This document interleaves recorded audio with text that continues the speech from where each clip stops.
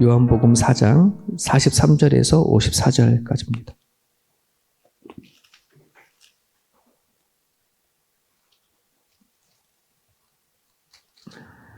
(43절에서) 마지막 절까지 보겠습니다. 우리 같이 읽겠습니다. 이틀이 지남에 예수께서 거기를 떠나 갈릴리로 가시며 친히 증언하시기를 선지자가 고향에서는 높임을 받지 못한다 하시고 갈릴리에 이르심에 갈릴리인들이 그를 영접하니 이는 자기들도 명절에 갔다가 예수께서 명절 중 예루살렘에서 하신 모든 일을 보았음이더라. 예수께서 다시 갈릴리 가나에 이르시니 전에 물로 포도주를 만드신 곳이라. 왕의 신하가 있어 그의 아들이 가버나움에 병들었더니 그가 예수께서 유대로부터 갈릴리로 오셨다는 것을 듣고 가서 청하되 내려오셔서 내 아들의 병을 고쳐주소서 하니 그가 거의 죽게 되었음이라. 예수께서 이르시되 너희는 표적과 기사를 보지 못하면 도무지 믿지 아니하느냐. 신하가 이르되 주여 내 아이가 죽기 전에 내려오소서. 예수께서 이르시되 가라 내 아들이 살아있다 하시니 그 사람이 예수께서 하신 말씀을 믿고 가더니 내려가는 길에서 그 종들이 오다가 만나서 이야기를 살아있다 하거늘 그 낫기 시작한 때를 물은즉 어제 7시에 열기가 떨어졌나이다 하는지라. 그의 아버지가 예수께서 내 아들이 살아있다 말씀하신 그때인 줄을 알고 자기와 그 온 집안이 다 믿으니라. 이것은 예수께서 유대에서 갈릴리로 오신 후에 행하신 두 번째 표적이니라. 아멘.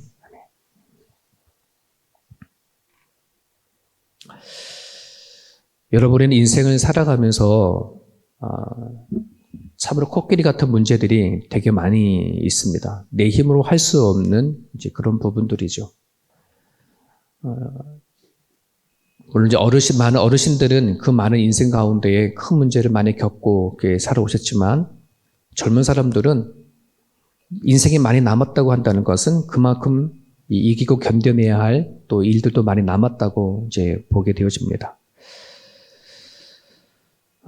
우리가 가지고 있는 지성이나 또는 권력이나 힘이나 물질이나 그것을 가지고 이 세상은 다 처리하고 나갈 수 있는 일들이 그렇게 많지가 않습니다.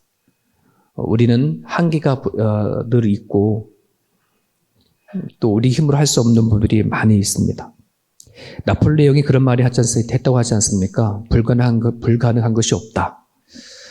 그런데 그런 아무것도 아닌 작은 죄 앞에 자기 가졌던 그 계획이 하루아침에 다 무너져버리고 실패한 것을 보게 됩니다. 그건 교만인 거죠. 이 세상은 불가능한 일들이 너무나도 많이 있습니다.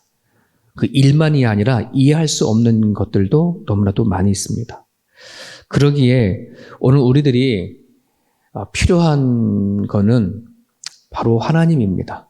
전지전능하신 하나님. 우리가 이 시대에 왜 우리가 이 자리까지 왔는지 또 하나님을 왜 믿고 여기까지 살아왔는지 어쩌면 우리가 스스로 풀 수 없는 그 수많은 문제 앞에 하나님만이 답이다 하는 것 때문에 우리가 여기까지 왔다라고 우리는 믿습니다. 만약에 우리가 인생을 살아가는데 내 스스로 답을 찾았다라고 하면 하나님 앞에 오지 않는 거죠.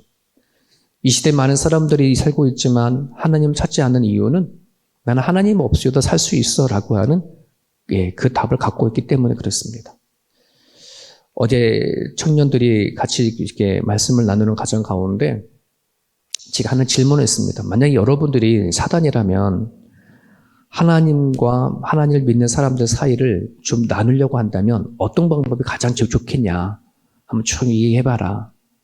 이런 말 저런 말 나왔어요. 유혹한다, 시험을 준다부터 쭉 목까지 얘기하는데 어떤 자매가 그러더라고요.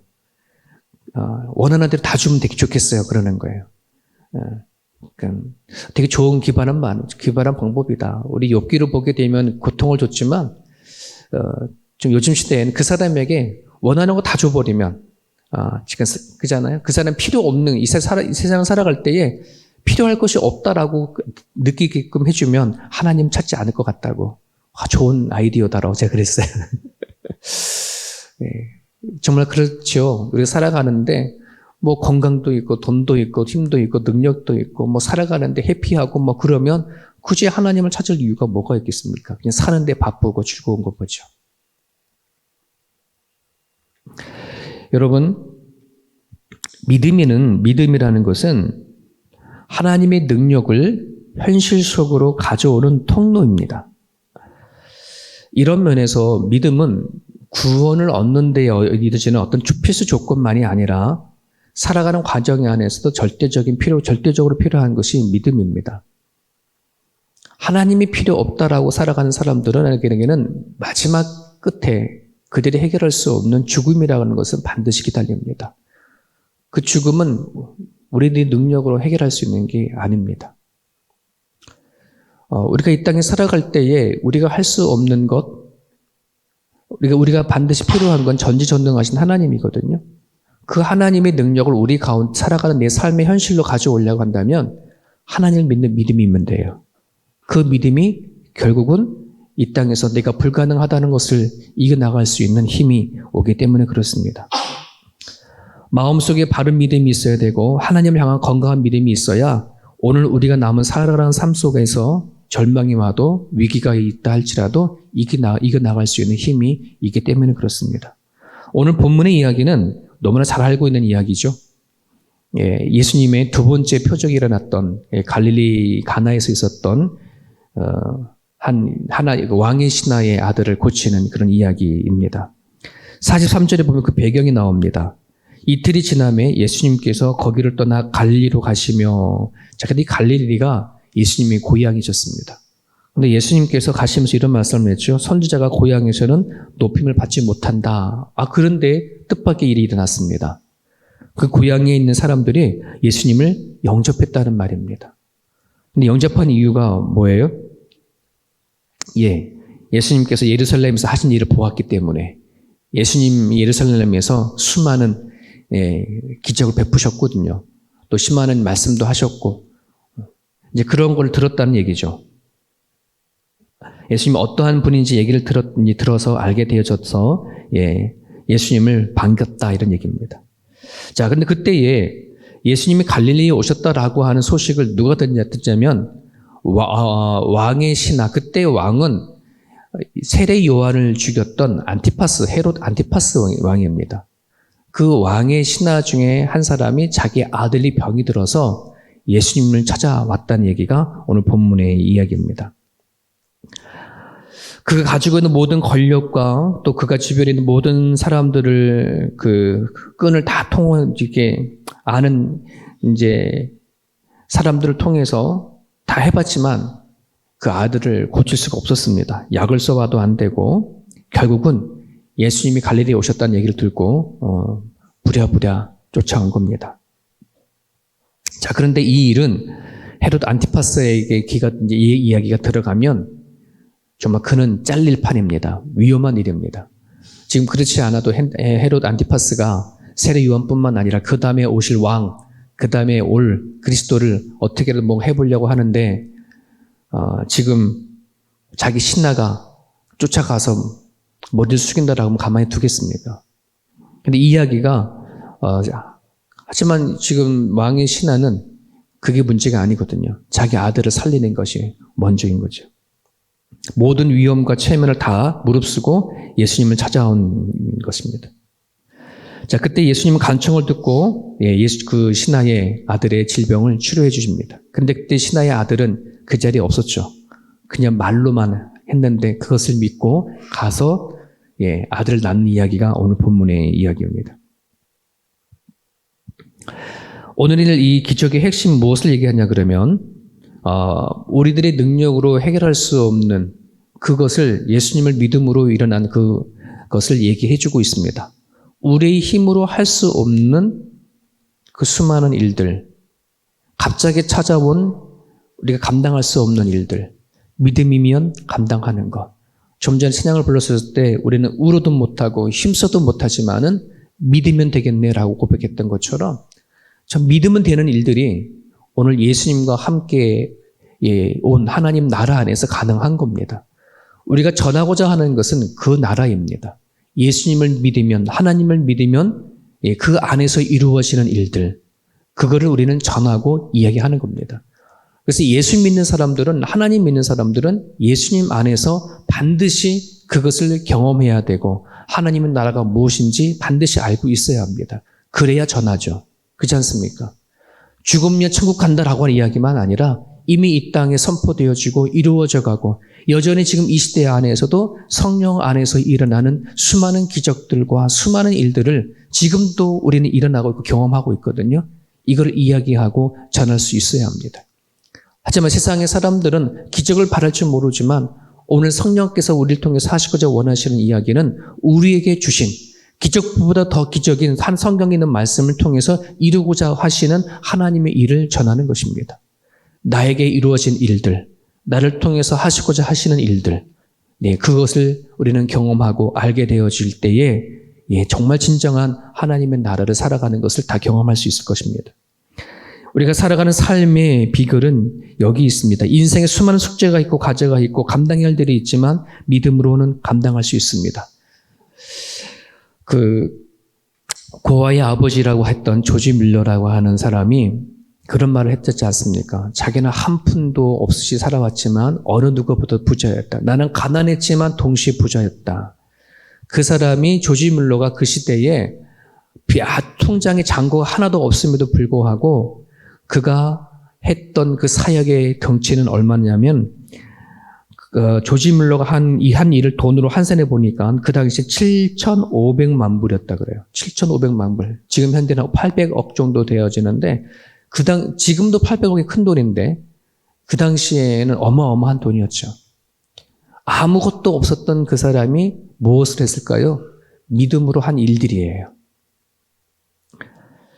여러분 지금 우리가 부자가 되어지는 것은 내 은행 잔고를 가지고 부자가 되어지는 것이 아니라 내 안에 전지전능하신 하나님의 계심과 그 하나님을 믿는 내 안에 부유함이 우리 세움교회 온 성도들에게 있었으면 좋겠습니다.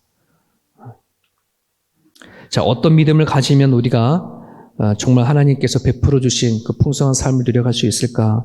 오늘 세 가지 기도 제목을 갖고 우리가 같이 기도했으면 좋겠습니다. 46절을 봅니다. 예수님께서 다시 갈릴리 가나에 이르시니 전에 물로 포도주를 만드신 곳이라 왕의 신하가 있어 그 아들이 가벼움에서 병들었더니 이렇게 표현되어 있습니다. 여러분 여기에 왕의 신하는 헤롯 안티파스의 신하입니다. 그리고 헤롯 안티파스는 가버나움에 있지 않고 디베랴에 있었습니다. 그러니까는 지금 디베랴에서 거기에 왕이 있었고 왕의 신하는 거기에서 왕을 섬겼습니다. 고로 왕의 신하의 집은 디베랴에 있었던 것입니다. 근데 지금 디베랴에서 가버나움까지 오게 되어진 겁니다. 왜? 아들이 병이 들었어요. 병이 들어서 아들을 데리고 예수님을 만나러 데리고 온 겁니다. 그러니까 가버나움까지 왔지만 더 이상 아이가 병이 깊어지고 하다 보니까 아들을 가버나움에 두고 다시 왕의 신하는 갈릴리로 온 거예요. 이 여정 얘기를 하는 것입니다. 가버나움에서 병들었다 이런 게 아니라 가버나움에 있는 거예요. 자, 디베랴에서 가버나움까지도 멀고요. 가버나움에서 갈릴리까지도 멀어요. 지금의 교통편이 있었다면 얼마든지 차관을 이동할 수 있을지 모르지만 그때는 다 두 발로 걸어 다니던 시대가 아니었습니까? 그러다 보니까 그 병든 아이를 데리고 오는 과정이 너무나 힘드니까 아들은 가버나움에 두고 다시는 갈릴리까지 옵니다. 왕의 신하였고 권력이 있고 힘도 있고 나름대로 돈도 가졌고 하지만 지금 자기 아들을 살리기 위해서는 그 모든 것이 다 필요 없어요. 체면이고 물질이고 그거 필요 없어요. 그냥 아들 살리기 위해서 가는 거예요. 그 간절한 마음. 여러분 우리가 하나님을 정말 제대로 믿고 살아가려고 한다면 우리에게 정말 있어야 할 것이 뭐냐면 간절함입니다. 사모함입니다. 이거 없이는 하나님을 진심으로 만날 수도 어렵고 정말 주님 안에서 내 안에 하나님이 계신 능력을 발휘하고 살아갈 수가 없습니다. 제가 지난주에 말씀을 드렸던 것처럼 우리는 반드시 주님을 만나서 하나님과 우리들의 관계가 특별한 만남이어야 한다고 말씀을 드렸습니다. 성경에는 하나님과 우리 사이를 그리스도인의 사이를 신랑과 신부 얘기를 하지 않습니까? 신랑과 신부는 너무너무 가까운 사이, 너무너무 사랑의 관계이지 않습니까? 이러한 것이 우리가 하나님을 믿으면서 그런 관계가 되지 아니하면 우리의 믿음과 신앙은 되게 표면적일 수밖에 없고 거칠은 신앙일 수밖에 없습니다. 우리가 살아가면서 하루하루 하나님을 향한 그 믿음이 간절하냐 사모하냐 이것이 믿음의 성장과 반드시 연결이 되어져 있습니다. 구하고 찾고 두드리라고 하는데 간절함이 없으면 안 구합니다. 안 찾습니다. 누가복음 18장 안에 그 악한 재판장의 과부 이야기를 잘 아실 겁니다. 뇌물을 줘야지만 재판하는 그 재판장, 돈은 없는 이 과부가 어떻게 합니까? 매일 찾아갑니다. 매일 괴롭힙니다. 왜? 이 문제에 내 힘으로 할 수 없으니까. 재판장을 찾아가는 그 간절함처럼 하나님은 우리들에게 그 간절함을 요구합니다. 오늘도 우리들이 이 시대에 그냥 끌려가는 믿음이 아니라 사모함과 간절함으로 하나님 앞에 나아갈 수 있기를, 그것이 오늘 우리들의 가운데 있기를 간절히 바랍니다. 두 번째는 50절에 보게 되어지면 예수께서 이르시되 가라 네 아들이 살아있다 하시니 그 사람이 예수께서 하신 말씀을 믿고 가더라 이런 말씀이 있죠. 자, 그 사람이 예수님께서 하신 말씀을 믿고 간다. 이게 뭐 절대적인 믿음인 겁니다. 여러분, 우리 갈릴리 가나에서의 지금 두 번째 표적이랬어요. 그래서 여기에서 갈릴리 가나에서 두 번째 표적. 첫 번째는 가나 혼인잔치의 표적이었고, 두 번째는 그 자리에서 그곳에 그 왕의 신하의 아들이 치료하는 사건이잖아요. 그런데 가나의 혼인잔치는 그 기적은 그 자리에서 바로 볼 수 있었던 기적이었어요. 그렇지 않습니까? 물을 포도주를 만드는 기적이었으니까 물을 갖다 놓았던 종 하인이 갖다 줬으니까 그 자리에서 확인할 수 있었던 거였어요. 근데 이건 확인이 안 되는 거잖아요. 예수님께서 가라, 네 아들이 회복이 됐다. 이 말 한마디를 가지고 가는 거예요. 한번 이런 생각을 해보세요. 아들을 데리고 오지 아니하고 지금 가버나움에 두고 지금 왕의 신하가 예수님 찾아왔는데 처음부터 와가지고 예수님을 데려가려고 했었던 건가? 아마 그런 의도를 가지고 갈릴리까지 온 건가? 아니면 어떤 의도를 가지고 갈릴리 왔을까? 아마 처음에는 아마 예수님을 모시고 가려고 했었던 것일지도 모르겠어요. 아들이 오다가 너무 힘이 드니까 머물러 있으니까 제발 좀 같이 가줍시다 이렇게 부탁을 했을지도 모르겠죠. 그런데 예수님이 가지 아니하시고 말로만 하세요. 근데 믿고 갔다는 거예요. 이 믿음, 절대적인 믿음이에요. 여러분, 이 시대에는 이 시대도 마찬가지로 보여주기를 원하는 시대잖아요. 예수 하나님을 보여달라. 이게 성경 시대만이 아니라 지금도 하나님을 믿고 있는 많은 사람들은 하나님을 보기를 원해요. 만져보기를 원하는 식으로 믿어야지만 보여야지만 믿는다라고 하는 그러한 시대를 속에 살아갑니다. 하지만 성경은 우리들에게 절대적인 믿음을 요구를 합니다. 보지 않고 믿는 믿음이 중요한 믿음이라고 얘기를 합니다. 그런데요, 무조건 하나님께서 믿으라 하지 않고요. 오늘 우리들에게 창세기부터 요한계시록까지 역사를 통해서 하나님 일하시는 이 성경을 주신 것 자체가 이미 하나님을 얘기하고 있는 겁니다. 여러분, 예수님 제자들이 예수님이 그랬잖아요. 그렇게 빌립이 얘기했지 않습니까? 주님 하나님을 보여주십시오. 그랬더니 뭐라 그럽니까? 나를 본 자가 뭐 하나님 또 찾냐? 얘기했지 않습니까? 여러분, 우리가 하나님을 보여달라 그러면 하나님 지금 똑같이 말씀하실 것입니다. 야, 성경이 다 기록되어 있는데 뭘 다 찾냐? 그죠? 여러분, 성경을 열어보시고 성경을 열어보고 우리가 할 때에 하나님께서는 반드시 만나주시는 분이십니다. 바울은 자기의 지식으로 믿으려고 했었는데 이제 깨달았어요. 성령 하나님이 어떻게 역사하시는지. 그래서 그가 고백하지요. 나는 이제 내 지식으로 하나님을 찾으려고 하지 않는다. 성령의 인도하심을 받겠다. 그렇게 선언하죠. 오늘 우리가 이 시대는 성령의 시대입니다. 성령의 인도하심을 받아야 됩니다. 기도하고 말씀 가운데 거하셔야 합니다. 하나님의 약속입니다. 성령이 어떻게 우리 가운데 거하냐? 기도하는데 거하겠다. 말씀을 보는 과정 가운데 거하겠다. 약속하잖아요. 그것이 이루어질 때에 절대적인 믿음이 우리는 생기는 거예요. 신앙은 신앙은 논리나 어떤 합리적인 것을 가지고 찾아가는 것이 아니라 우리의 신앙은 논리를 넘고 합리적인 것을 뛰어넘는 것입니다.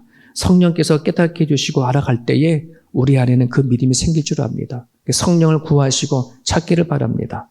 50절 하반절에 보세요. 예, 그는요 믿음의 액션이 있잖아요. 만약에 그가 그걸 믿지 않았다면, 행동하지 않았다면, 가지 않았다면, 끝까지 졸라서 예수님을 아니면 가셔야 합니다.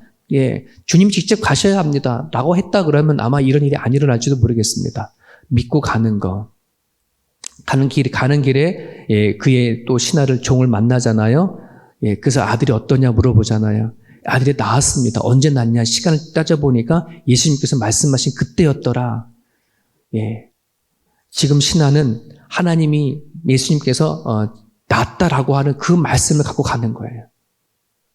가는 길에 확인되어졌어요. 여러분, 우리는 뭔가 이루어져서 움직이는 것이 아니라 믿음을 갖고 살아가면 뭐냐면 결과가 오게 돼 있어요. 우리는 뭔가 이루어진 다음에 그것을 보고 믿으려고 하는데 아니에요. 믿음이 먼저예요.